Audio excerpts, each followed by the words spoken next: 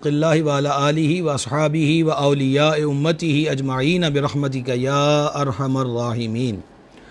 हुज़ूर server आलम शफ़ी आज़म रहमत आलम सल्लल्लाहु ताला अलैहि व आलिहि वसल्लम ने इरशाद फरमाया, हदीस पाक का मफ़हूम पेश कर रहा हूँ कि जो रोज़ाना 500 मरतबा दुरूद शरीफ पढ़े वो दुनिया में किसी का मोहताज नहीं रहेगा। ये नबी पाक अलैहिस्सलाम जो क़ासिम हर नेमत हैं, ये हुज़ूर अलैहिस्सलातु व तस्लीम की अपनी उम्मत को तरगीब भी है और बिशारत भी है कि 500 का अदद अगर रोज़ाना पूरा कर लिया जाए तो इंशाअल्लाह इसकी बरकत से ये सआदत हासिल होगी कि बंदा दुनिया में किसी का मोहताज ना रहेगा। हम सब मिलकर बारगाह अक़दस में हदिया इस्लातु वस्सलाम पेश करें। अस्सलातु वस्सलामु अलैका या सय्यदी या रसूल अल्लाह व अला आलिका व सहाबिका या सय्यदी या हबीब अल्लाह। अहबाब दी वक़ार, आज हमारा निकाह और मियाँ बीवी के जो हुकूक़ हैं उसके बारे में आज हमारी तीसरी नशिस्त है। कल हमने मंगनी और मंगनी से रिलेटेड जो उमूर थे उसके बारे में बात की। महरम और गैर महरम के मुतअल्लिक़ा जो इसमें मामलात हैं वो आपके सामने ज़िक्र किए। इसी के साथ साथ ये चीज़ भी आपके गोशगुजार की गई कि मंगनी के बाद आपस के अंदर वो गैर महरम ही रहते हैं, तो बातचीत का सिलसिला या मुलाकातों का जो सिलसिला है वो शरई एतबार से दुरुस्त नहीं है। तो फिर हज़रत मुफ्ती अहमद याक़ा साहब नेमे अलैहिर्रहमत ने जो हसीन तरगीब दी कि मुख्तसर से मुख्तसर तादाद रखी जाए, ख़र्च अखराजात के मामले में अपने आप को महदूद रखा जाए ताकि निकाह जैसी पाकीज़ा सुन्नत आसान हो, इसके अंदर किसी किस्म की कोई मुश्किलात हमारी वज़ा करदा रसूमात की वजह से पेश ना आए। रसूमात के अंदर हम एक चीज़ ये देखते हैं और बदकिस्मती से कह लीजिए कि ये सोच हमारी अक्सरियत के जहनों में रासिख हो चुकी है। वो सोच ये है कि शादी ब्याह का मौका हो तो उस पर गाना बाजा और गाना बाजा और नाच गाना ही होना चाहिए, और रह गई नात ख़ानी या तिलावत या वाज़ो नसीहत तो उसका प्लेटफार्म जो है वो कुल ख़ानी है, चहलम है, साता है, शशमाही है और सालाना ख़त्म है। मतलब यह है कि ये तकसीम ख़ुद जहनों ने कर डाली कि निकाह जैसी मुबारक सुन्नत हो या बेटे की पैदाइश हुई हो उसकी खुशी करना हो या दुकान की ओपनिंग करना हो वगैरह वगैरह, ऐसे उमूर के अंदर हल्ला गुल्ला चाहिए। और कुरान की तिलावत और नात अक़दस और ये दीगर जो मामूलात हैं इनका ताल्लुक़ सिर्फ़ फौदगियों के साथ है। गम की जो नशिस्तें हैं उनके साथ इसका ताल्लुक़ है। ये सोच बड़ी अजीब सोच है और इस सोच ने बड़े नुकसान के अंदर मुब्तला किया है। पहली चीज़, हर नेक और जायज़ काम जो है हमें तरगीब दी गई है कि वो अल्लाह और उसके रसूल के ज़िक्र से शुरू किया जाए। हदीस शरीफ में फरमा, कुल्लु अम्रिन ज़ी बालिन लम युब्दा बिस्मिल्लाहि व बिहम्दिल्लाहि फहुवा अबतर, कि जो भी ज़ी शान अच्छा काम, बेहतर काम अल्लाह तबारक व तआला के नाम और उसकी हम्द के बग़ैर शुरू किया जाए वो बरकत से अधूरा और नामुकम्मल होता है। जोहरा नय्यरा के अंदर एक हदीस शरीफ है जनाज़े वाले चैप्टर के अंदर कि हुज़ूर अक़दस सल्लल्लाहु ताला अलैहि व आलिहि वसल्लम ने इरशाद फरमाया कि आमाल, अमल की जमा मौकूफ़ रहते हैं यानी ठहरे रहते हैं, कबूलियत का जो मकाम होता है वहाँ तक उनकी रसाई नहीं होती। कौन, किस वजह से? कि जिससे क़बल और बाद में, यानी जिसको हम अव्वल और आखिर कहते हैं, हुज़ूर फरमाते अलैहिस्सलाम कि मेरी ज़ात पे दुरूद शरीफ ना पढ़ा जाए। तो लिहाजा अल्लाह और उसके रसूल का जो ज़िक्र है इसका ताल्लुक़ फ़कत गम की बज़मों के साथ नहीं है। हमें ये सोच बदलने की अशद ज़रूरत है। हाँ, गम में भी अल्लाह रसूल को ही ज़िक्र करेंगे, और गम में क्यों ज़िक्र करेंगे? ताकि गम काफूर हो, गम कम हो और दुख दर्द और रंज जो है उसके अंदर कमी आ जाए। अल्लाह करीम फरमाता, ख़बरदार दिलों का चैन अल्लाह की याद के अंदर है। और जहाँ तक नबी पाक अलैहिस्सलाम की याद, हुज़ूर की नात अक़दस और हुज़ूर की ज़ात पर दुरूशी पढ़ने का मामला है अलैहिस्सलाम, तो इमाम आशिक़ां मुजद्दिद दौरान सैयदी अशा इमाम अहमद रज़ा क़ादरी रहमहुल्लाह फरमाते हैं, उनके निसार कोई कैसे ही रंज में हो जब याद आ गए हैं सब गम भुला दिए हैं। तो हुजूर अलैहिस्सलाम की गम में भी जो याद है वो गमों की दूरी, गमों से निजात का सबब बनती है। खुशियों में क्यों याद करेंगे? ताकि बरकत हासिल हो। खुशियों में क्यों अल्लाह रसूल का जिक्र करेंगे? ताकि मज़ीद सआदत बढ़ जाए, बख्तवरी के अंदर इजाफ़ा हो जाए, खैर के अंदर इजाफ़ा हो जाए। कोई शक ही नहीं है कि जब हम अल्लाह और उसके रसूल का जिक्र करेंगे तो बरकत नाजिल होगी। अब आप देखें, यहाँ बैठ के सुबहान अल्लाह पढ़ा तो जन्नत में दरख्त लग जाता है। तो यहाँ बैठ कर सुबहान अल्लाह पढ़ने का असर ये है कि जन्नत में दरख्त लग जाए और नेकियाँ उसके दामन में आ जाएँ। तो क्या ख्याल है, जहाँ जिस दुनिया में जिस बज़म में बैठकर हम अल्लाह को याद कर रहे हैं वहाँ कोई खैर नहीं मिलेगी, वहाँ कोई बरकत हासिल नहीं होगी। यकीनन बरकत हासिल होगी। दुरूद शरीफ पढ़ा जाए, हम अपनी महफ़िलों को मुझ पे दुरूद शरीफ, तुम बिस्सलाति अलैया, अपनी महफ़िलों को मुझ पर दुरूद शरीफ पढ़ के खूबसूरत बनाओ। तुम्हारा दुरूद पढ़ना क़यामत के दिन तुम्हारे लिए नूर होगा। तो निकाह एक हसीन बज़म है आका अलैहिस्सलाम की सुन्नत की।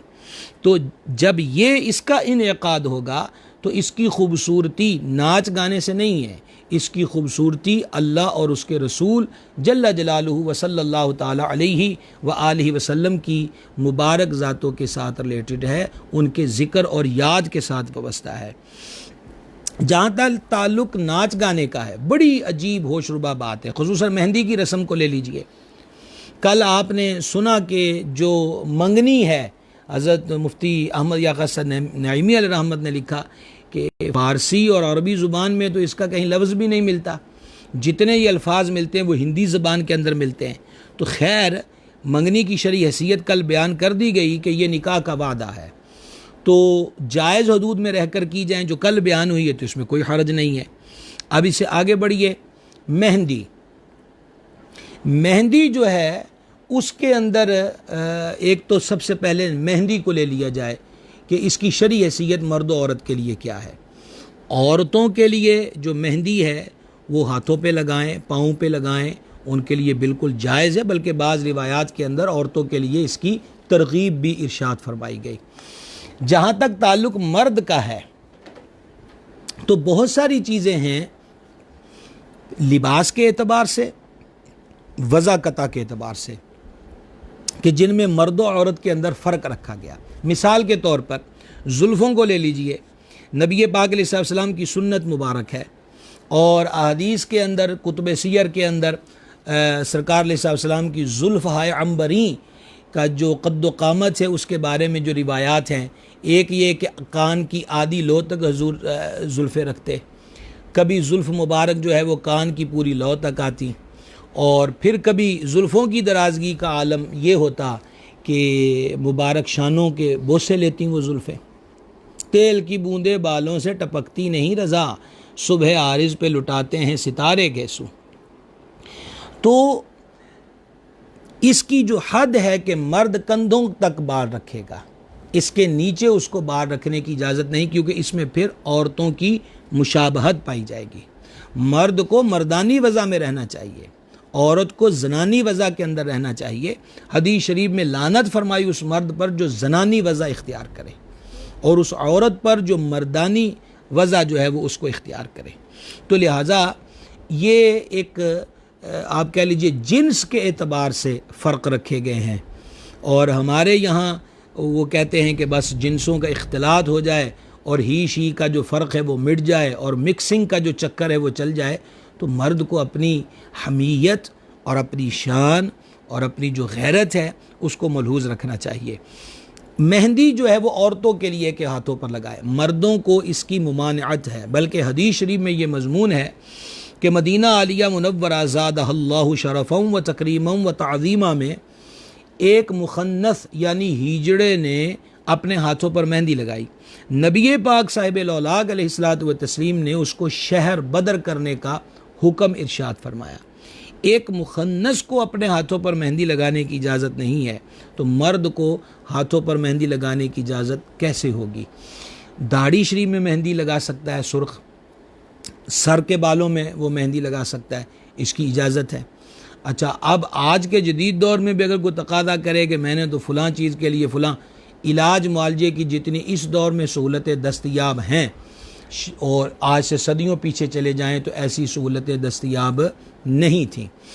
अच्छा, अब इस पर पहली चीज़ ये है कि मेहंदी के मौके पर गैर मर्दों और गैर औरतों का इख्तलात, वो भी बन संवर कर, वो भी बेपर्दा बेहिजाबाना। फिर उससे एक कदम और आगे बढ़ता है कि उस पर नाचना, उस पर थिरकना, फिर उसकी मूवी बनना। और पहले तो चलिए ये था कि किसी मूवी मेकर से रब्ता करके एक कैमरामैन बीच में ऐड कर लिया। अब तो हर हाथ के अंदर कैमरा है, मोबाइल की सूरत के अंदर। फिर ऐसी वीडियोस बनकर सोशल मीडिया पे उसको चढ़ा देना, ये गैरतों के जनाजे हैं जो सुबह व शाम निकलते हुए नज़र आते हैं। हैरान हैं हम इस बात पर। एक तरफ गैरत के नाम पर कत्लो गारत गरी का बाज़ार गर्म किया जाता है।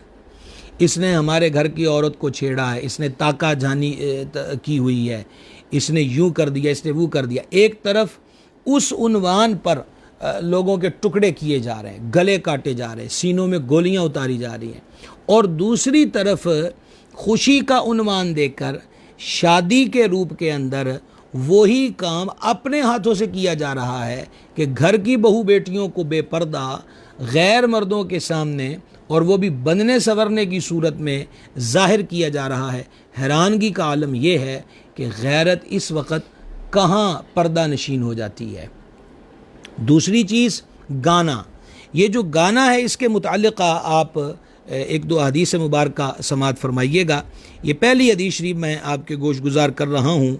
ये हदीस इब्न अदी ने कामिल के अंदर इसको नकल किया कि हुज़ूर अक़दस अलैहिस्सलातु व तस्लीम ने इरशाद फरमाया, दो आवाज़ों पर दुनिया और आखिरत में लानत है।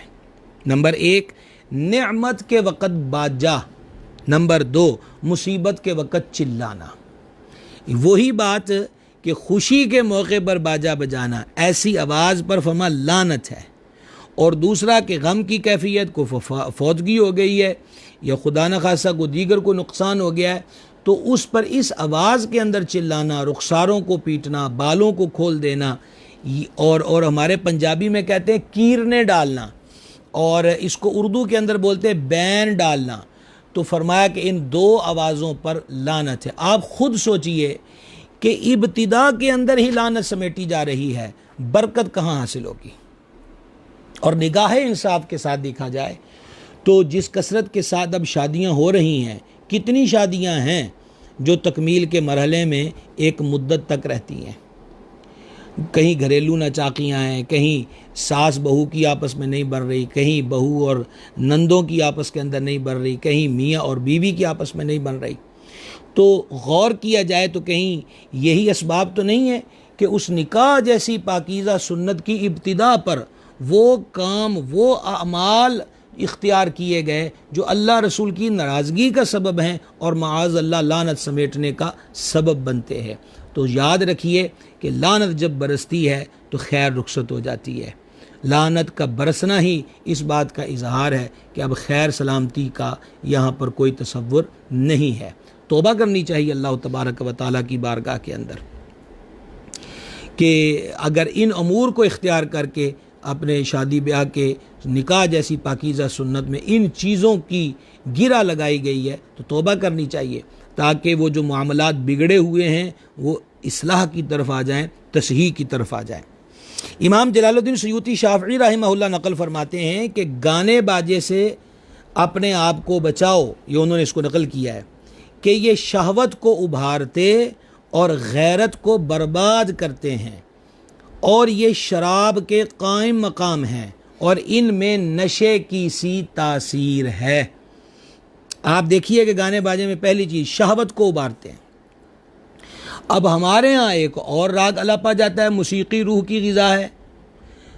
अब अजीब बात है जनाब कि अल्लाह लानत बरसा रहा है, हुज़ूर सल्लल्लाहु अलैहि वसल्लम लानत फरमा रहे हैं, और बंदा कह रहा है कि मेरे रूह को ग़िज़ा मिली हुई है, मेरी रूह को इससे तस्कीन मिल रही है। तो उसको रूह का जायज़ा ले लेना चाहिए कि उसकी रूह कहीं बद रूह होने का रूप तो नहीं धार चुकी। पाकीज़ा रूहों की ग़िज़ा लानत के असबाब नहीं हुआ करते। पाकीज़ा रूहों की ग़िज़ा अल्लाह और उसके रसूल को याद करना है जल्ला जलालुहु व अलैहिस्सलातु व तस्लीम। और फिर जिस तरह हमारे दौर के अंदर गानों में कुफ्रिया अशार इस्तेमाल किए जाते हैं। अल्लाह करीम ने मौका दिया तो हम इंशाअल्लाह अभी इस हिस्से में चल निकले हैं। तो मौजूदा दौर में हमारे यहाँ गानों में जो कुफ्रिया अशार हैं उस पर भी आपके लिए एक नशिस्त हम करेंगे इंशाअल्लाह, और वो भी बड़ी अहम है कि जाने ना अनजाने के अंदर लोग जो हैं वो माअज़ल्लाह कुफ्र की दलदल में गिरते चले जा रहे हैं। अच्छा, दूसरी चीज़ फरमाया कि ये गैरत को बर्बाद करते हैं। देखिए, वही हमारे घर की, हमारे माशरे की, मुस्लिम माशरे की बहू बेटी थी कि ताका झांकी पर और छेड़छाड़ी पर गैरत इस कदर उभरी कि उस बंदे को कत्ल कर दिया। इसकी इजाज़त तो नहीं है, किसी सूरत भी इजाज़त नहीं है गैरत के नाम पे कि अपने हाथों में ये सारे अमूर ले लिए जाए। यहाँ पर यह है कि वहाँ गाना बाजा चल रहा है और होश रुबा किस्म का माहौल है, और आप यूँ कह लीजिए फहाशी पर मबनी अशार हैं, और अब जनाब वो सारी गैरतें और हमीयतें जो हैं वो रुखसत होती चली गई। अब भाई को नहीं नज़र आ रहा कि मेरा जो पाकीज़ा रिश्ता है बहन के साथ, वो शादी के मौके पर गैर मर्दों के सामने वीडियोस बन रही हैं और वो नाच गाने के अंदर मसरूफ़ और मुब्तला है। वो बहन हो, वो बेटी हो, वो बीवी हो, ये सारे गैरत के रिश्ते हैं, मोहब्बत और एहतराम के रिश्ते हैं। तो यहाँ फरमाया कि ये गैरत को बर्बाद करते हैं ये गाने। और तीसरी चीज़ फरमाया ये शराब के कायम मकाम है। बड़े लोग हैं, गाने के रसिया हैं, वो मतलब ये सीसा पिघला हुआ कानों में डलने की जो आफत है, अल्लाह हमें महफूज रखे, इसकी सहने में किसके अंदर ताकत है। तो यहाँ चंद दिनों की ज़िंदगी के इस शौक़ में वहाँ की इतनी बड़ी आफत को मोल लेना, और फिर वो भी निकाह जैसे पाकीज़ा मौके पर, आप ख़ुद फैसला कीजिए कि ये कहाँ तक अक्लमंदी है। अपने आप को अजाब के लिए पेश कर देना, इस नाजुक वजूद को जो मच्छर का काटा, भीड़ का काटा नहीं सह सकता। फल काटते वक़्त अगर चाकू की नोक लग जाए तो सी सी की आवाज़ें बुलंद होती हैं, तो वो कानों में जो पिघला के शीशा डाला जाएगा वो सहने की ताकत किसके अंदर है। हमें तौबा कर लेनी चाहिए। अगर कोई गानों के रसिया और शौकीन हैं तो असल तौबा किस चीज़ का नाम है, कई दफ़ा ये गुजारिश कर चुके हैं, बंदा अज़्म मुसम्मम कर ले, नाते अक़दस की तरफ माइल हों। ये हम पहले भी जिक्र कर चुके कि आला हज़रत रहमत ने फरमाया कि नबी पाक अलैहिस्सलाम की मोहब्बत में इजाफ़े का जो सबब है वो दुरूद शरीफ है, और सना खां से जो कलाम बेहतर है नाज शरीफ का, वो कलाम सुनने से सरकार अलैहिस्सलाम की मोहब्बत में इजाफ़ा होता है। चौथी रिवायत समात फरमाइएगा। इस रिवायत ये मुस्नदुल फिरदौस के अंदर है। गाना और लहव दिल में इस तरह निफाक उगाते हैं जिस तरह पानी सब्ज़ा उगाता है। दिल में निफाक, ये गाना जो है फरमाया दिल में निफाक को उगाता है जिस तरह पानी सब्ज़े को उगाता है। कसम है उस ज़ात मुक़द्दसा की जिसके कब्ज़ा व कुदरत में मेरी जान है, बेशक कुरान और ज़िक्रुल्लाह ज़रूर दिल में इस तरह ईमान उगाते हैं जिस तरह पानी सब्ज़ घास उगाता है। गाना दिल में निफाक उगाता है, तिलावत कुरान और अल्लाह जल्ल शानू का जो ज़िक्र है वो ईमान की दिल में बढ़ोतरी का सबब बनते हैं। फ़ैसला हर बंदे के हाथ में है कि वो दिल के अंदर निफाक में इजाफ़े का मुतमन्नी है या वो दिल के अंदर ईमान की बढ़ोतरी और ईमान की लज्जत जो है उसको पाने का शौक़ रखता है। ये दो घड़ियों का चस्का होता है जनाब, दो घड़ियों का चस्का होता है। ये कहकर टाल मटोल कर दिया, मौलाना लोग तो बोलते रहते हैं, कोई गाना सुने तो मौलाना की जेब नहीं कटेगी, और कोई गाना ना सुने तो मौलाना की जेब में कुछ नहीं आएगा। मौलाना का काम अल्लाह और उसके रसूल के अहकामात को पहुँचा देना, ये फ़रामीन अल्लाह और उसके प्यारे हबीब अलैहिस्सलाम के हैं। और मुसलमान का शेवा यही होना चाहिए, और यही होता है कि वो रब रसूल के अहकामात को तस्लीम कर ले, उस पर अमल करे, दिलो जाँ के साथ मान ले, वो यकीन कर ले कि हक़ बेहतर सही दुरुस्त वही है जो अल्लाह और उसके रसूल जल्ला जलालुहु व सल्लल्लाहु ताला अलैहि व सल्लम ने बयान फरमा दिया है। उलमा ने एक हिकायत बयान की है कि एक शख्स था, उसका घर कब्रिस्तान के करीब था। उसने अपने बेटे की शादी के सिलसिले में बड़ी धूमधाम से इंतज़ामात किए थे और नाच रंग की महफिल कायम की। लोग नाच कूद दमा चौकड़ी इन कामों में मशगूल थे कि कब्रिस्तान से सन्नाटा चीरती हुई आवाज़ आई, 2 अरबी अशआर पर मुश्तमिल, और एक गर्जदार आवाज़ गूंज उठी। उन अशआर का तर्जुमा क्या था जो कब्रिस्तान से नाच रंग में मुनहमिक लोगों के कानों तक पहुंची। कहने वाले ने कहा, ए नाच रंग की नापायदार लज्जतों में मुनहमिक होने वालों, मौत तमाम खेल कूद को ख़त्म कर देती है। बहुत से ऐसे लोग हमने देखे जो मसर्रतों और लज्जतों में गाफिल थे, मौत ने उन्हें अपने अहलो अयाल से जुदा कर दिया। रावी कहते हैं, खुदा की कसम चंद दिनों के बाद हमने देखा कि दूल्हा का इंतकाल हो गया।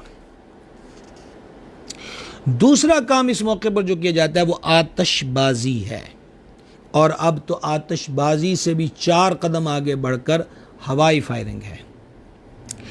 अब पहली चीज़ ये है कि ये आतिशबाजी फजूल खर्ची है, इसका इस्तेमाल जो है माल को ज़ाया करना है। कई मरतबा मैं इन नशिस्तों में तिरमिज़ी शरीफ की एक हदीस कोट कर चुका कि क़यामत वाले दिन ये भी पूछा जाएगा कि माल कहाँ से कमाया, और ये भी पूछा जाएगा कि माल खर्च कहाँ पर किया। अल्लाह तबारक व तआला ने हमें माल ज़ाया करने से मना फरमाया। मालिकुल मुल्क इरशाद फरमाता, 15वां पारा सूरह बनी इसराइल की 26 से 27 तक आयत है, वला तुबज़्ज़िर तबज़ीरा, और फजूल खर्ची ना करो। इन इख्वान शयातीन, बेशक फजूल खर्ची करने वाले शैतान के भाई हैं। वकान शैतान लिरब्बिही कफूरा, और शैतान अपने रब का बड़ा नाशुक्रा है। ये मौलवी साहब की बात नहीं है, अल्लाह तबारक व तआला ने फरमाया फजूल न उड़ाओ, कि फजूल खर्ची करने वाले शैतानों के भाई हैं। शैतान के भाई होना ये कोई एजाज़ नहीं है, ऑनर नहीं है। और साथ ही फरमा दिया कि शैतान अपने रब का नाशुक्रा है। तो एक चीज़ तो ये होगी, पैसा हवा में उड़ रहा है, ज़ाया हो रहा है। इसका दूसरा नुकसान, कितनी खबरें आती हैं, और ये मसाइल हम शब बारात पे भी जिक्र करते हैं कि शब बारात का किसी सूरत भी आतिशबाजी से कोई लिंक नहीं है। ये तो इस बार लॉकडाउन की सूरत में गलियां अमन सुकून का मुंह बोलता सबूत रही हैं कि पटाखों से कान इतने आशना नहीं हुए, वगरना जनाब अभी शब बारात आने में 2 दिन बाकी होते, हर तरफ से पटाखे फूटने की आवाज़ें आती हैं। दिल के मरीज़ घबरा जाते हैं, बाज़ नफ्सियाती मरीज़ होते हैं, उनके मर्ज़ के अंदर इजाफा हो जाता है। बाज़ वो लोग होते हैं कि जिनकी जो नींद है वो बेचारे नींद ना आने के मर्ज़ में मुब्तला होते हैं। तो अभी अभी आँख लगी और जनाब ने क्या हुआ, धड़ाधड़ बम फोड़ दिए, उनकी नींद ख़राब हो गई। अपनी खुशी के लिए किसी का सुकून बर्बाद करना अक्लमंदी वाली बात नहीं है। अक्लमंदी ये है, दयानत का तकादा ये है कि अपनी खुशियों को कुर्बान कर दिया जाए और दूसरे की जायज़ उमूर में खुशियाँ जो हैं उसको पेश नज़र रखा जाए। तीसरा इसका जो नुकसान है आतिशबाजी का, कि हवा के अंदर गोले छोड़े, पटाखे छोड़े, अब उसकी चंगारियाँ इर्द गिर्द में जाके पड़ी, किसी के मकान पे आग लग गई, मकानों की छतों पर भूसा रखा हुआ है, ईंधन रखा हुआ जिसको हम बालन कहते हैं, वो चंगारियाँ फूट के वहाँ गिरी, घरों के घर जल गए। अब यहाँ क्या है जनाब, यहाँ तो नाच गाना था और वहाँ क्या हुआ, उनका घर बर्बाद हो गया, सामान और कईयों की जानें इसमें चली जाती हैं। इससे अगला मरला देखिए हवाई फायरिंग, आतिशबाजी से अगला कदम हवाई फायरिंग है। एक तो कानूनी तौर पे हमारे मुल्क का जो कानून है उसके मुताबिक ये ममनू है, और ये बिल्कुल दुरुस्त कानून है, ममनू है तो ममनू है।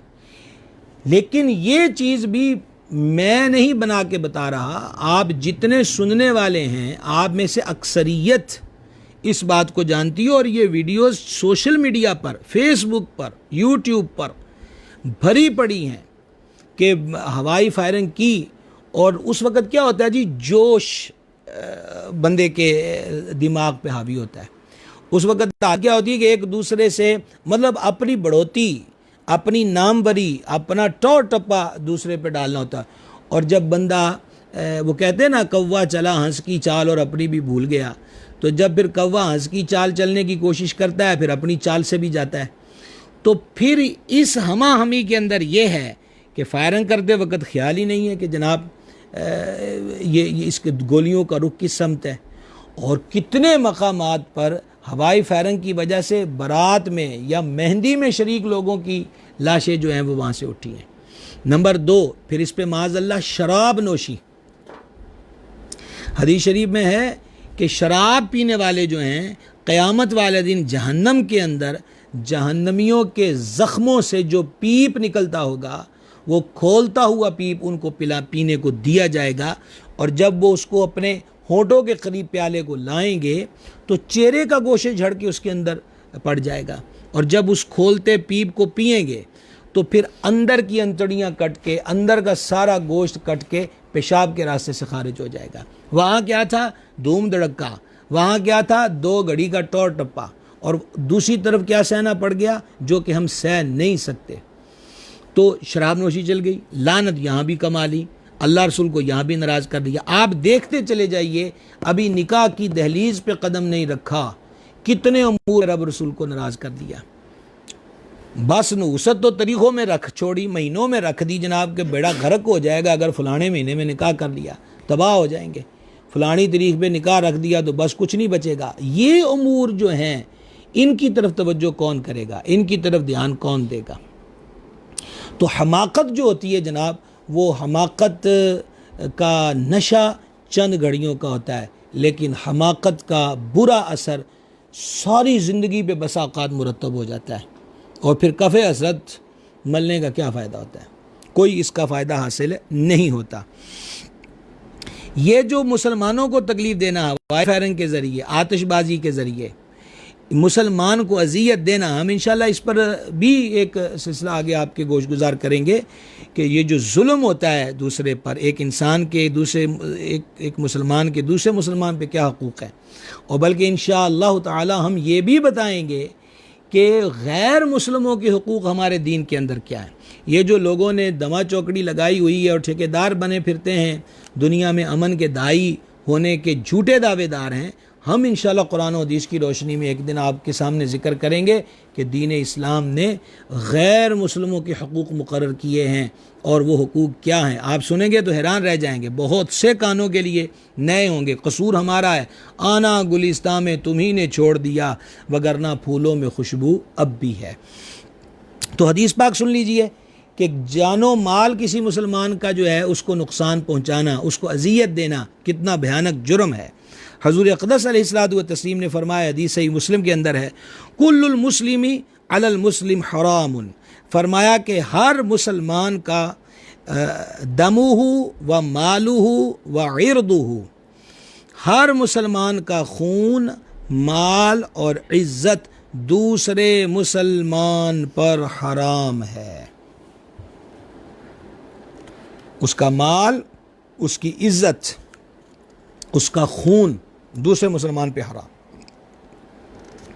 और एक हदीस शरीफ और सुन लीजिए, नबी मुकर्रम सल्लल्लाहु ताला अलैहि वालैहि वसल्लम ने इरशाद फरमाया, इस हदीस को इमाम तबरानी ने मुअज्जम सगीर में नकल किया, मन अदा मुस्लिमन, ये हदीस इंतहाई तवज्जो के साथ सुनिएगा।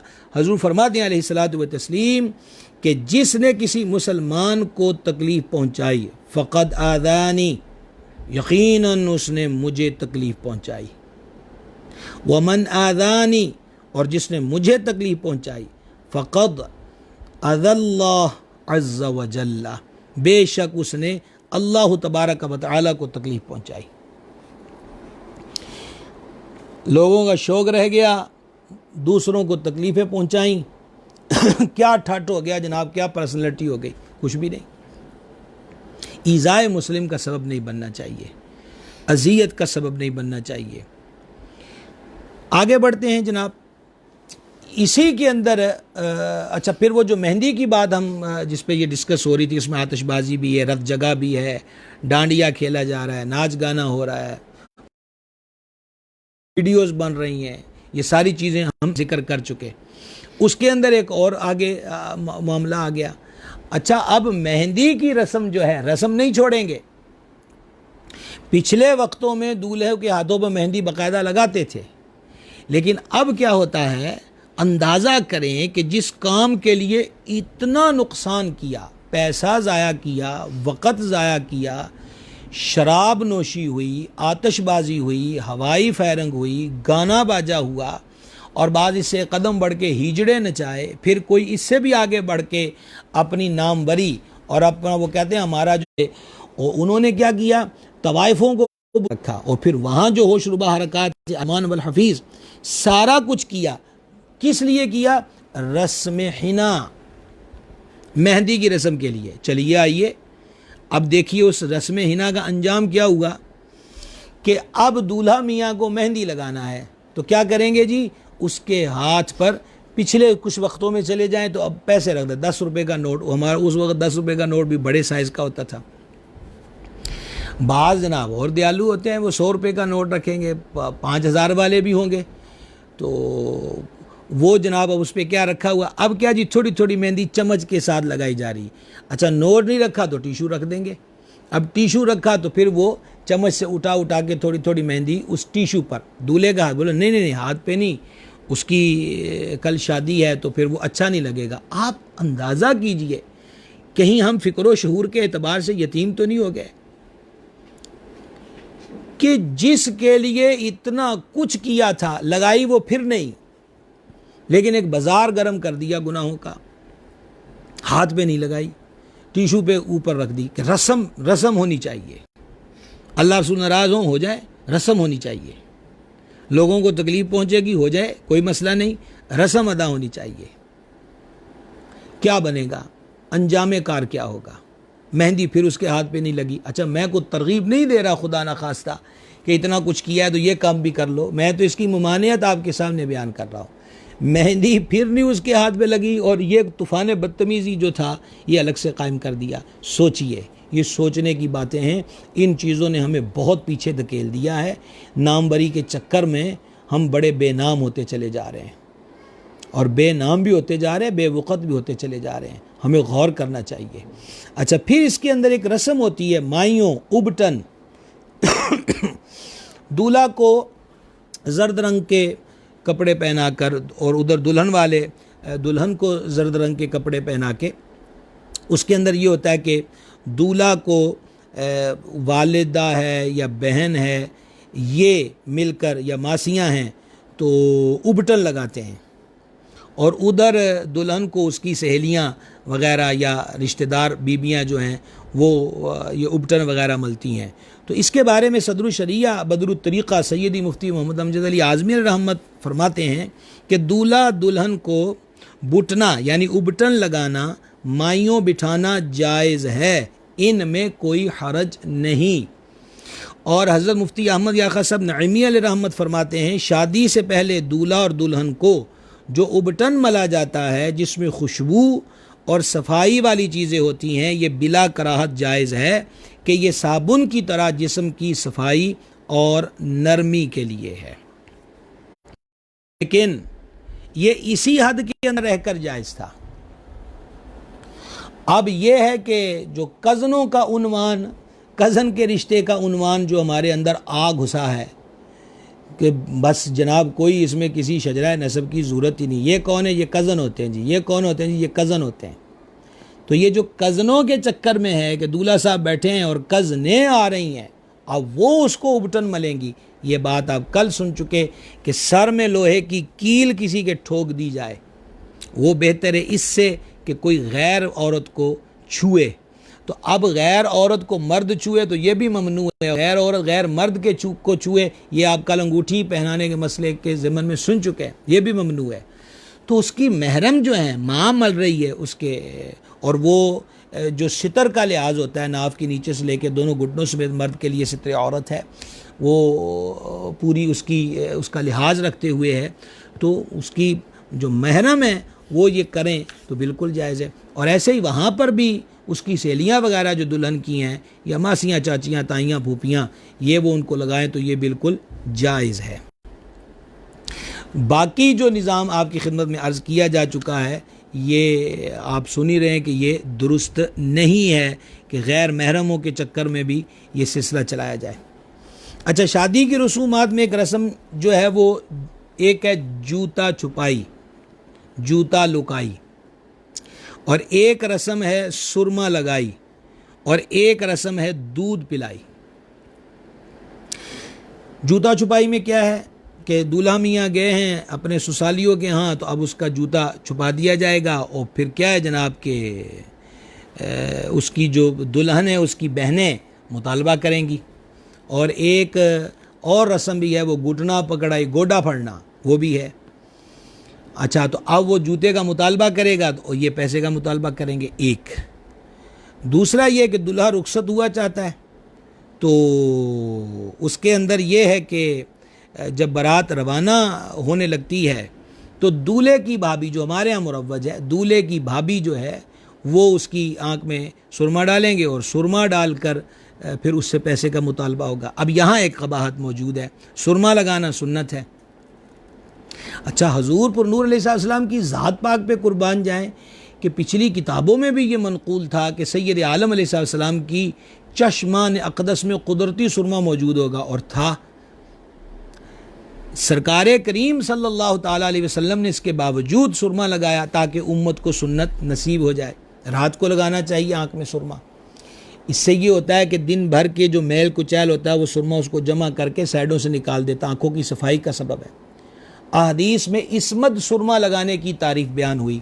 ये जर्दी माइल ज़ाफ़रानी रंगत की तरफ इसकी रंगत होती है, अस्फ़हान में पाया जाता है, और अहदीस में बयान हुआ है कि इसमत सुरमा जो है वो बिनाई की तेज़ी और पलकों को बढ़ाने का सबब बनता है। तो सुरमा लगाने में तो हर्ज नहीं, लेकिन ये जो भाभी है, भाभी जो है, हुज़ूर अलैहिस्सलातु व तस्लीम ने एक मकाम पे फरमाया था कि अल्लाह रसूल पे जो यकीन रखते हैं तो वो गैर औरत से मतलब ये है कि पर्देदारी के जो मामलात उसको मलूज़ मफ़हूमी अल्फाज में पेश कर रहा हूँ।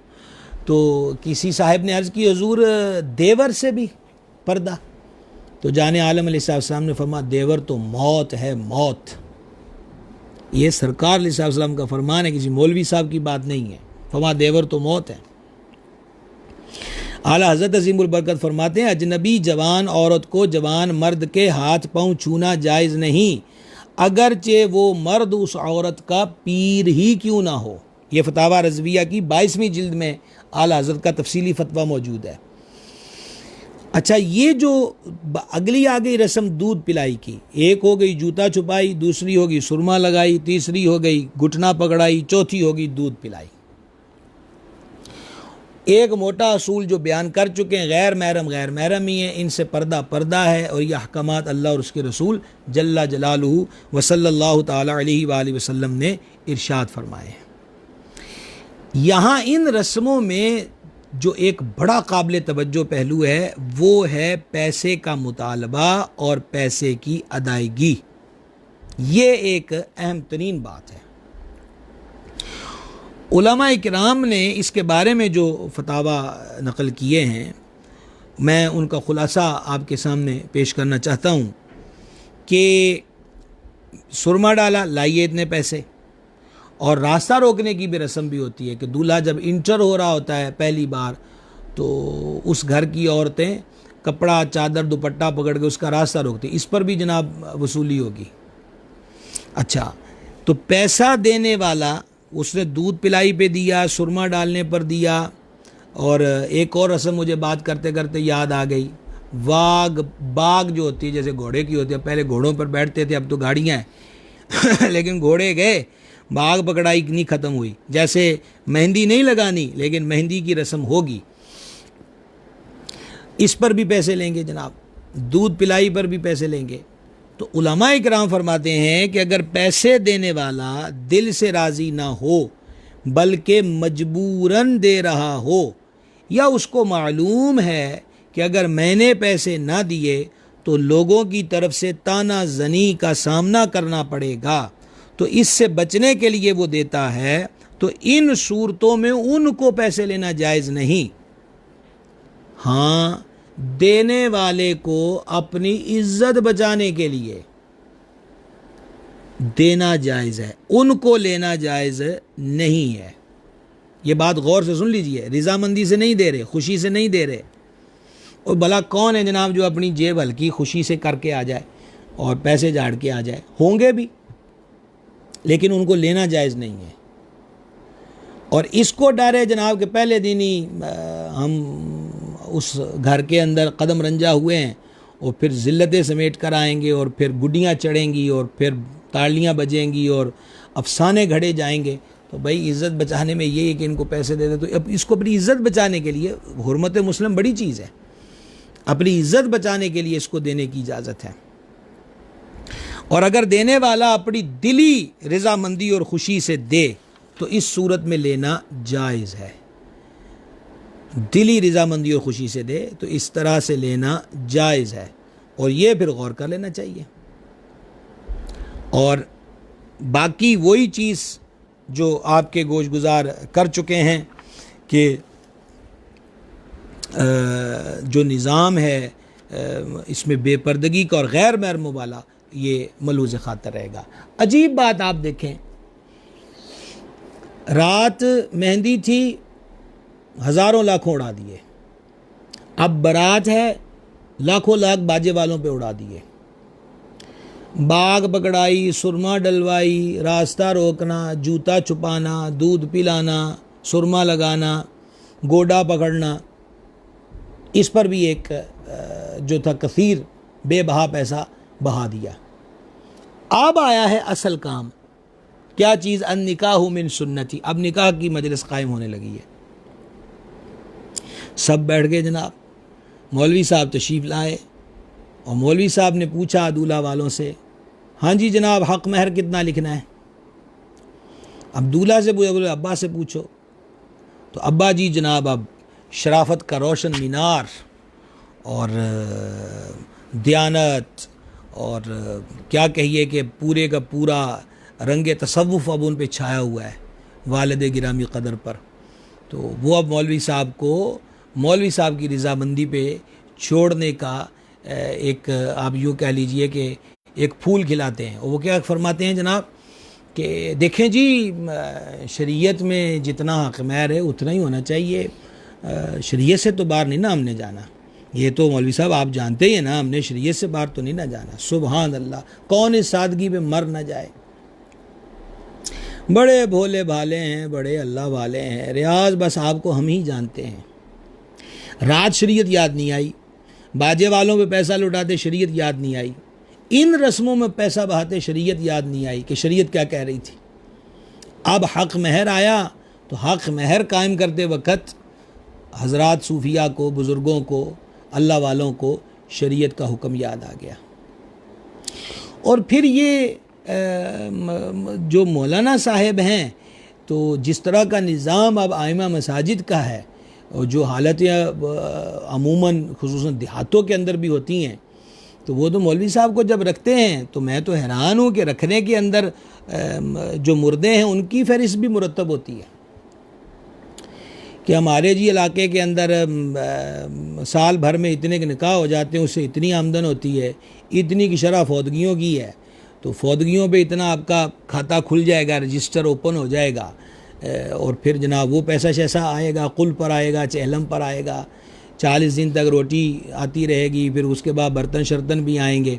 और बाज़ स्पेशलिस्ट होते हैं रूहों को रुखसत करने के भी, कि वो एक मखसूस तारीख़ पर मुँह अंधेरे दुनिया से छुप छुपा कर मखसूस कोई औराद व वज़ाइफ पढ़ कर घर से रुखसत करते हैं। बाज़ इसके स्पेशलिस्ट भी होते हैं। तो इन सारे अमूर के अंदर आप ये देखिए कि उसमें मौलाना साहब को भी चूना लगाया जाता है।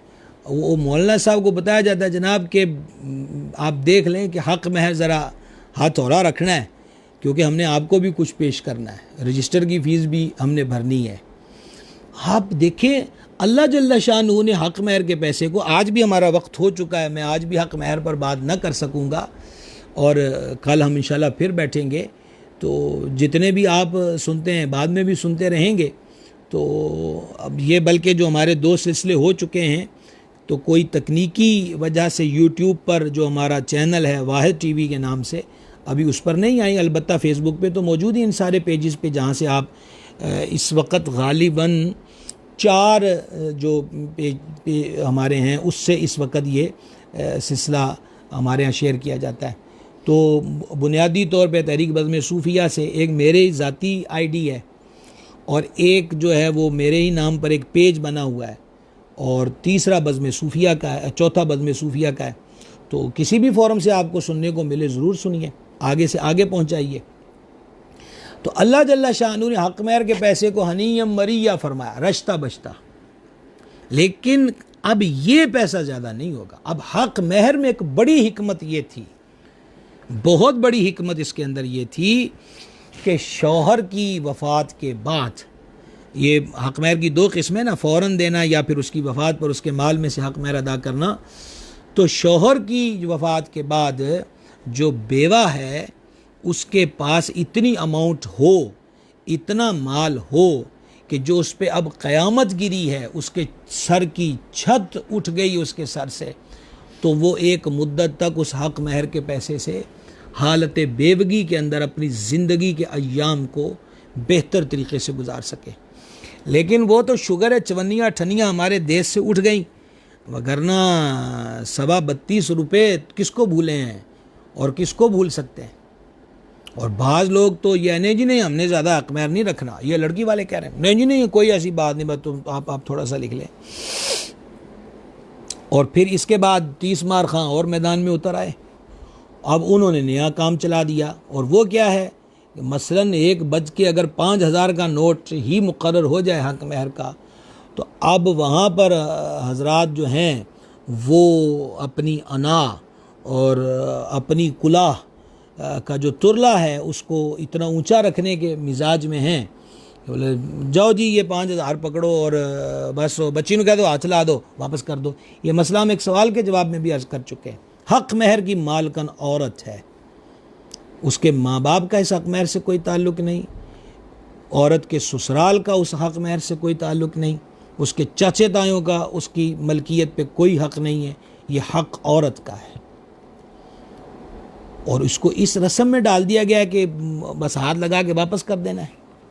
ऐसा बाजों वालों के साथ करके देखें, दूर किया जाइए, भंडमरासी जो बीच में आ जाते हैं उनके साथ करेंगे, लो हम आपको 500 का नोट देते, हाथ लगा के वापस दे देना। फिर देखिए वो क्या क्या गज़लें सुनाएंगे। यानी कि जो खैर के अहकामात थे वो सब माइनस, और जो हमारी वज़ा करदा बातें हैं जो सरासर असूल शरिया के ख़िलाफ़ हैं वो हम डट के करेंगे। तो हक़ महर के पैसे में अल्लाह ताला ने बरकत रखी, हनीयम मरिया रश्ता बश्ता पैसा इसको फरमाया। रिवायात में हम इंशाअल्लाह अगली नशिस्त में ज़िक्र करेंगे कि अगर मर्ज़ में कोई मुब्तला है और मर्ज़ दूर नहीं होता तो वो बीवी से हक़ महर के पैसे ले, उसका शहद ख़रीदे, हो सके बारिश का पानी डाले, बारिश का ना मिले आब रवां डाल ले और उस मरीज़ को पिलाया जाए, इंशाअल्लाह शिफा याब हो जाएगा। और बाद बुज़ुर्ग फरमाते हैं कि दूल्हा ने अगर कोई नया बिज़नेस काम धंधा शुरू करना है तो वो दुल्हन से कुछ रुपए लेकर उसकी मर्ज़ी से उस कारोबार में ऐड करे, अल्लाह ने उसको बरकत वाला फरमाया, तो इंशाअल्लाह बरकत होगी। अब बरकत तो हम पहले दिन ही हाथ लगा के वापस कर चुके हैं जनाब, क्या करेंगे। इन मामलात पर ध्यान देने की ज़रूरत है, इन मामलात पर तवज्जो करने की अशद ज़रूरत है। तो शरीयत मेहंदी की रात याद रखी जाए, बाजे वालों के मामले में याद रखी जाए। अब यहाँ पर एक और सिलसिला आ जाएगा, वो बस क्या है जी, मौलाना लोग तो बैठ जाते हैं, वो तो कहते हैं, हमारे पंजाबी में एक चीज़ कहते हैं, ये तो मुँह नूं मिट्टी मार लैन जनाब, ये तो कहते मुँह नूं मिट्टी मार लो बस। ऐसा तो नहीं हो सकता। हमारा ज़ाती मुशाहिदा है कि चाचे ताए मामे कज़न शज़न पार्टियाँ बन गए, भाओ जी साढ़े मुंडे दा ब्याह है, इस पे तो खूब होना चाहिए, धूम धड़का होना चाहिए। अब बीच में अगर बेचारा दूल्हा कोई मजहबी जहन रखने वाला है, बोले नहीं मैं तो मिलाद शरीफ करवाऊँगा, तो फिर उसमें क्या है, वो कज़न शज़न मूड बना के नहीं एंट्री करेंगे मिलाद शरीफ के अंदर।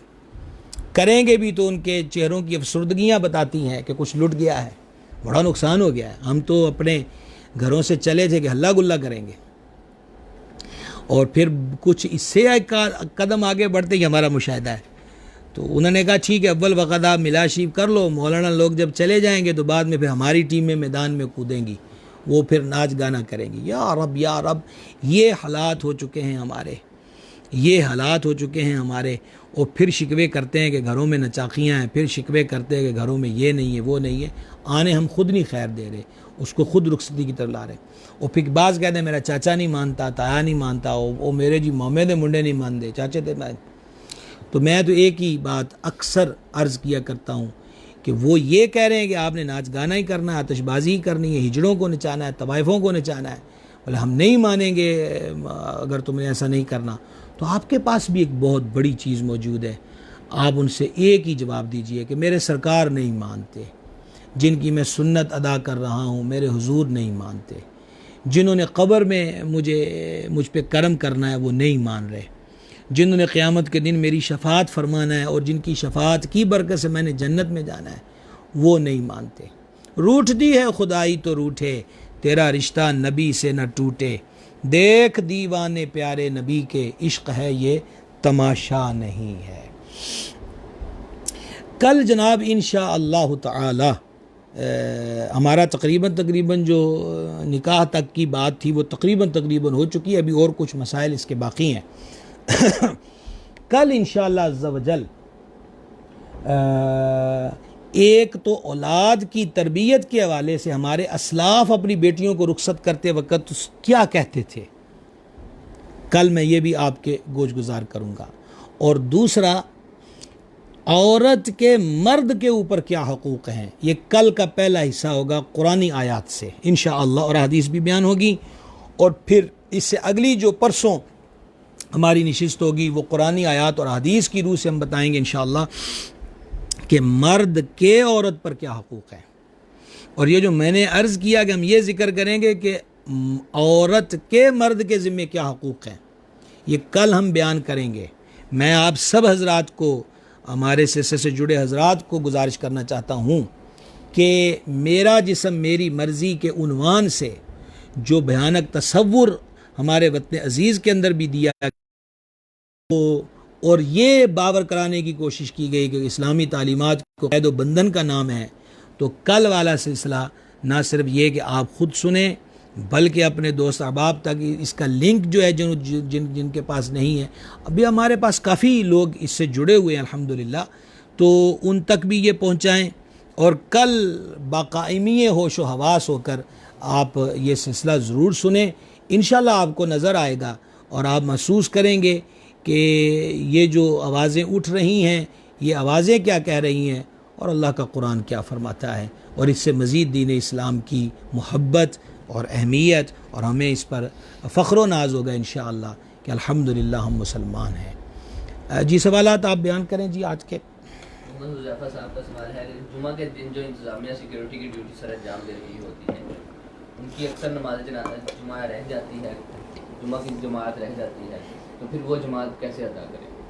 ज़ाहिर बात है जिससे किसी वजह से भी जुमा रह गया, हुज़ैफ़ा साहब का ये जो सवाल है, किसी से किसी वजह से भी जुमा रह गया, हाँ अगर कोशिश की जाए, क्योंकि सिक्योरिटी जो है इसकी भी हमारे शरीयत के अंदर बड़ी ताकीदें हैं हिफाजती तदाबीर की, तो ये भी हो सकता है कि क्योंकि मुख्तलिफ़ जगहों पर नमाज जुमा के औकात कार मुख्तलिफ़ हैं, तो वो यहाँ अपनी ड्यूटी सर अंजाम दे के दूसरी जगह जुमा मिलता है तो वहाँ पर वो तशरीफ़ ले जाएँ। दूसरी बात कि अगर किसी वजह से जुम्मा रह गया तो ज़ोहर की नमाज़ पढ़ेंगे। इन्हीं का एक सवाल है कि क्या औरत की मैयत को गैर महरम मर्द कंधा दे सकता है? जी दूसरा सवाल ये कि ये भी हमारी आवाम में बड़ा मशहूर है कि मर्द जो है वो फौतशुदा बीवी के जनाजे को कंधा नहीं दे सकता। आप अंदाज़ा कीजिए कि सारा इलाका कंधा दे तो दे, ये नहीं दे सकता, क्योंकि इस बेचारे का कसूर ये है कि ये शौहर रहा है मरहूमा का, इन्ना लिल्लाहि व इन्ना इलैहि राजिऊन। बिल्कुल शौहर अपनी फौतशुदा बीवी के जनाजे को कंधा दे सकता है, उसका चेहरा देख सकता है और उसको कब्र में उतार सकता है। अंसर कादरी साहब का सवाल है, हक महर की कितनी मिकदार? हाँ जी हाजी साहब का हक महर पे सवाल आ गया। हम तो आज थे हाजी साहब कि हम पहुंच जाएंगे इस पर, लेकिन आप ख़ुद ही देख रहे हैं कि मेरा नहीं ख्याल कि कोई बात भी गैर ज़रूरी है और या हम बिला वजह को तूल दे रहे हैं, सारी बातें डिस्कस करने वाली हैं। तो सुनन कुबरा बहकी के अंदर हदीस शरीफ है कि 10 दिरहम से हक महर कम ना हो, और तकरीबन आप ये कह लीजिए कि कुछ अरसा पहले हमने 10 दिरहमों को आज के जदीद पैमानों पर मैंने होने का काम करने वाले हैं उनसे मालूमात ली, तो मेरा ख्याल है ये 5000 के करीब आजकल चलता होगा कम व बेश। अली रज़ा साहब का सवाल है कि हवा खारिज होने से वज़ू टूट जाता है, अब दोबारा वजू करने से पहले तहारत ज़रूरी है? जी हाँ, री खारिज होने से वज़ू टूट जाता है। और क्या दोबारा वज़ू करने के लिए इस्तिंजा करना ज़रूरी है? ज़रूरी तो नहीं है, अलबत्ता पेट का आर्ज़ा लाहिक हो और बंदे को ये महसूस हो कि पेट से कोई चीज़ खारिज हुई है, तो ऐसी सूरत में सफाई करनी चाहिए। नूर आसिफ साहब का सवाल है, कुछ लोग कवाली करवाते हैं। कवाली ख़ानदान चिश्त का महबूब मशगला रहा है समा, और समा के बारे में सैयदुल औलिया हुज़ूर पुरनूर दाता गंज बख्श अली हजवेरी रज़ी अल्लाह ताला अन्हु वलियों के बादशाह हैं। हुज़ूर की किताब कशफुल महजूब के आखिरी अबवाब का ताल्लुक़ समा और समा के आदाब से है। और सरकार सैयदना निज़ामुल हक़ वद्दीन महबूब इलाही बाबा फ़रीद के लाडले और प्यारे खलीफा और सिलसिला निज़ामिया चिश्तिया के मुख्तदा और वली कामिल दिल्ली की वलायत जिनके सुपुर्द बाबा साहब ने फरमाई, और क्या शान है उनकी, क्या बात है उनकी, हज़ूर निज़ामुल हक़ वद्दीन रज़ी अल्लाह ताला अन्हु की। तो आपके मलफूज़ात शरीफ फ़वाइदुल फ़वाद के अंदर भी मौजूद है कि ये मशाइख़ चिश्त रिदवानुल्लाहि ताला अलैहिम अजमाइन जो हैं, इनकी जो शराइत थी समा की, अगर गौर किया जाए जो दाता साहब ने भी लिखी हैं, तो आज ये शराइत कहीं पूरी होती ही नज़र नहीं आती। और वो समा क्यों सुनते थे, देख लें, ये भी एक नया उन्वान है, ये भी तफसील तलब उन्वान है। तो वो ख़ास कलाम हुआ करते थे और ख़ास अंदाज पर पढ़ने वाले उसको पढ़ते थे, जिससे सोज़ो गुदाज पैदा होता था, मोहब्बत इलाहिया में इजाफ़ा होता था, रुजू इल्लाह की कैफियत सादिर होती थी। और आज जो हाल है, जिस किस्म के कलाम, जिस किस्म के अशार पढ़े जा रहे हैं, वो आपकी निगाहों के सामने। और हज़रात मशाइख़ चिश्तिया के जो महफ़िल समा होती थी, वो आज की महफ़िल समा से यकसर मुख्तलिफ थी, उनमें मज़ामीर नहीं हुआ करते थे। तो ये एक कवाल कौल अच्छा कलाम, और वो भी शराइत के साथ कि मुर्शिद बीच में हो, पढ़ने वाले बाशरा हों, सुनने वाले अहल हों, बच्चे और औरतें बीच में ना हों, ये बाकायदा औलिया ने ये पाबंदियाँ आयद की हुई हैं। इसके मुताबिक जो करे तो करे। सुभान अल्लाह। रहील रज़ा कादरी साहिब का सवाल है, अगर लड़की के पास मौलवी साहिब ना जाए तो इजाब कबूल कैसे होगा? शरी हसीब पे आप ज़रा जी कल इंतज़ार कर लें, इजाब कबूल का मामला अभी थोड़ा लंबा हो गया है।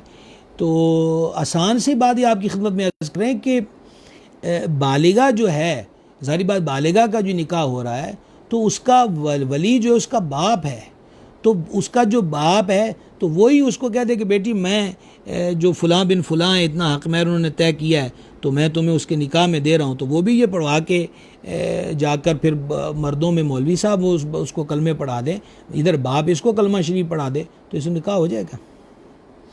शौकत रसूल साहिब का सवाल है, बदनिगाही से बचना ज़रूरी है, टीवी पर तो आती ही गैर महरम होते हैं, क्या टीवी ही देखना चाहिए? एक टीवी की सूरत तो हम भी आपके सामने बैठे हैं, तो ऐसे मौक़े मिलें और कोई खैर की बात मिले तो फाबेहा, वगरना जहाँ से शर ही शर है तो बिल्कुल उसको देखना इग्नोर कर देना चाहिए, उससे इज्तनाब करना चाहिए। तनवीर अख्तारी साहिब का सवाल है कि निकाह पढ़ाने का सुन्नत तरीका इरशाद फरमाएं। इंशाअल्लाह कल ये बयान होगा इंशाअल्लाह ताला। बाकी मुझे दे देंगे जो हज़रात हमारे साथ शामिल हैं। मोहब्बतों का बेहद शुक्रिया जनाब, अल्लाह ताला सलामत रखे। मोहम्मद शफीक साहब नज़र आ रहे हैं जी, आपको भी खुशामदेद। ज़ीशान अली रज़वी साहब जो हैं जी, खुशामदेद जनाब। अदनान अली साहब हैं, आलम व सहलन। ज़ीशान लतीफ़ साहब आपको भी खुशामदेद। हसनैन ताहिर अत्तारी आपको भी जनाब खुश आमदेद। क़िबला सैयद अबरार हुसैन शाह साहब हैं जी, आलम व सहलन।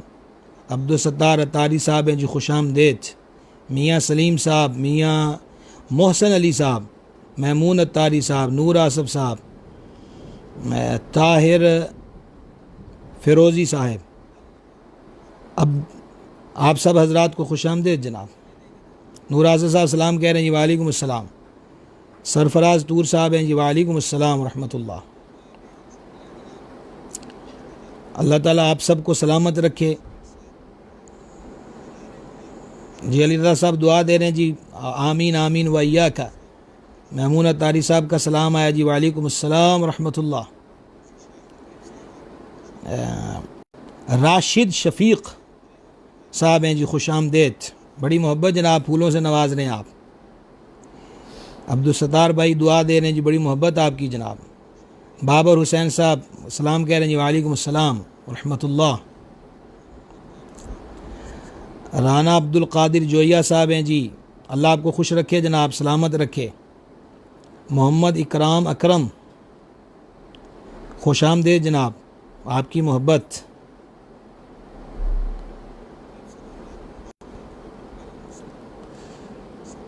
अच्छा जी, इंशाल्लाह मैं नोट कर लूँगा अपने पास, जिन बच्चे बच्चियों की शादी नहीं होती और या हमारे सामईन में से कोई इससे लायक हैं, तो मोहम्मद अज़ीम आज़म अलवी साहब खुश आमदेद।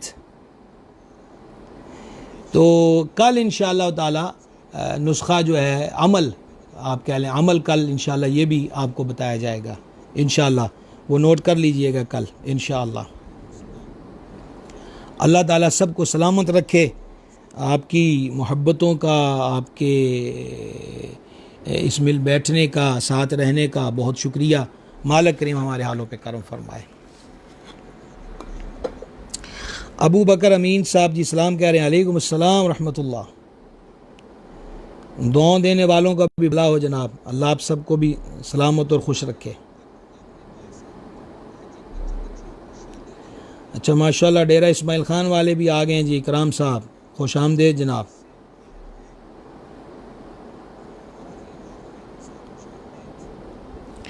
सल्लल्लाहु ताला अला नबील उम्मी व आलिहि सल्लल्लाहु ताला अलैहि वसल्लम, सलातु व सलामुन अलैका या सय्यदी या रसूलल्लाह।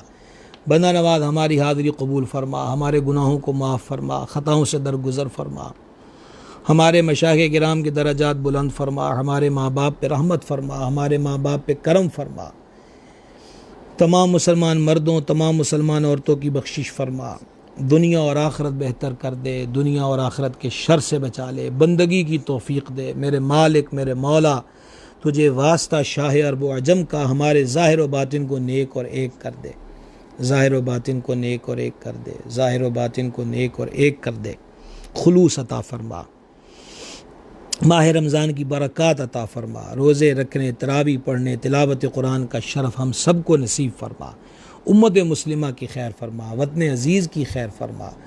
कोरोना वायरस के मोहलक असरात को, मुज़िर असरात को, जो कारोबार पे असरात पड़ चुके, मौला दूर कर दे। सब के घर बार में खैर बरकत का नुज़ूल फरमा, रहमत फरमा, फ़ज़ल फरमा। अल्लाहुम्मा इन्ना नस्अलुकल अफ़्व वल आफ़िया फ़िद्दीन वद्दुनिया वल आखिरा। इलाही खैर गर्दानी बहक़्क़े शाह जीलानी। व सल्लल्लाहु तआला अला हबीबी सय्यिदना मौलाना मुहम्मद व अला आलिहि व सह्बिही।